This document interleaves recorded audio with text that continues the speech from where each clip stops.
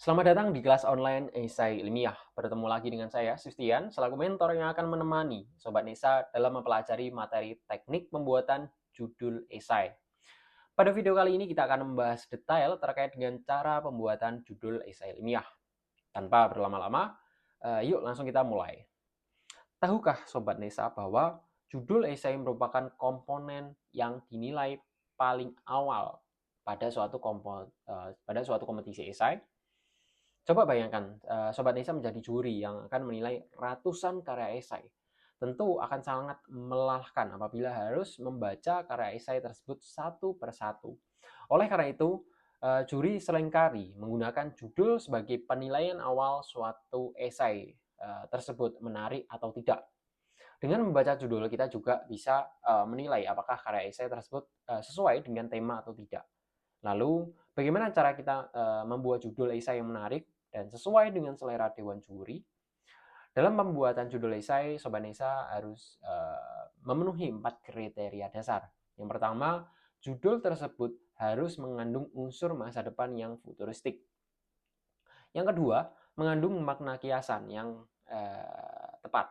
Kemudian yang ketiga, ringkas dibaca. Dan yang keempat, padat serta menyeluruh. Oke, Sobat Nisa, mari kita bahas satu persatu kriteria judul tersebut.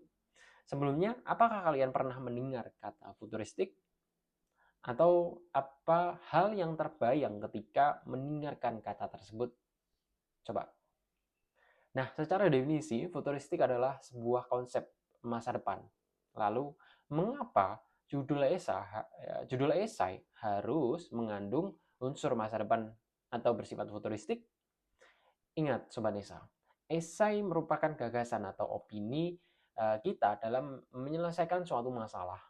Namun, solusi dari masalah tersebut mungkin baru bisa terrealisasi di masa depan. Misalnya, 5 atau 10 tahun yang akan datang. Untuk membuat judul esai yang bersifat futuristik, Sobat Nisa dapat menambahkan tujuan yang ingin dicapai dari gagasan esai tersebut. Sebagai contoh, mari kita bandingkan dengan dua judul berikut. Yang A, analisis efektivitas pembelajaran berbasis kemaritiman untuk pengenalan potensi kekayaan laut Indonesia kepada siswa. Atau yang B, Cakrawala Nusantara sebagai wujud inovasi pendidikan kemaritiman Indonesia. Dari judul tersebut, mana yang lebih mengandung tujuan dan bersifat masa depan? Jika Sobat Nesa menjawab judul yang B, maka kami ucapkan selamat kepada Sobat Nesa sudah memahami poin futuristik yang menjadi judul tersebut. Kriteria judul yang kedua yaitu mengandung makna kiasan. Makna kiasan adalah suatu kalimat yang dapat menciptakan rasa penasaran dan benar-benar menarik pembaca untuk melihat lebih lanjut isi dari esai tersebut. Makna kiasan yang digunakan tidak boleh berlebihan, ambigu, atau juga bermakna ganda. Dalam pembuatan makna kiasan, majas yang disarankan adalah majas metafora. Diksi cakrawala pada esai ini tentu bukan ditunjukkan dengan arti sebenarnya, yaitu langit misalnya. Tetapi itu nanti lebih mengarah kepada suatu harapan yang tinggi untuk Indonesia ke depannya. Kriteria judul yang ketiga yaitu ringan dibaca. Dalam pembuatan judul, Sobat Nisa harus dapat menciptakan judul yang mudah dipahami dan tetap asik untuk dibaca. Namun, tetap harus disesuaikan dengan konteks yang dituju. Sebagai contoh, pada kedua judul yang disajikan sebelumnya, Sobat Nisa dapat mengamati perbedaan antara judul A dan juga judul B dengan jelas.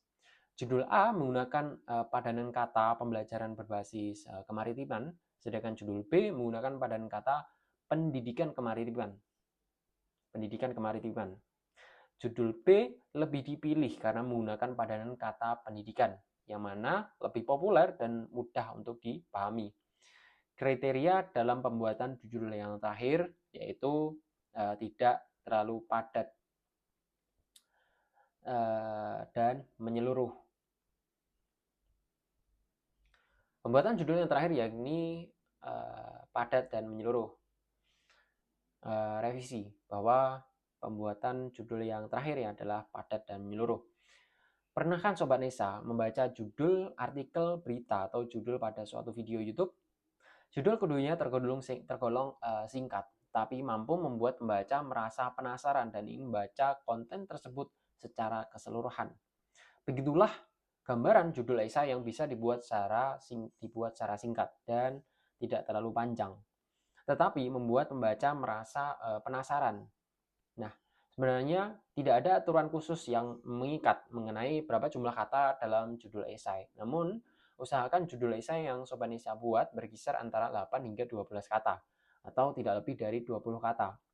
Hal ini bertujuan agar pembaca dapat mengetahui inti dari karya dengan tepat.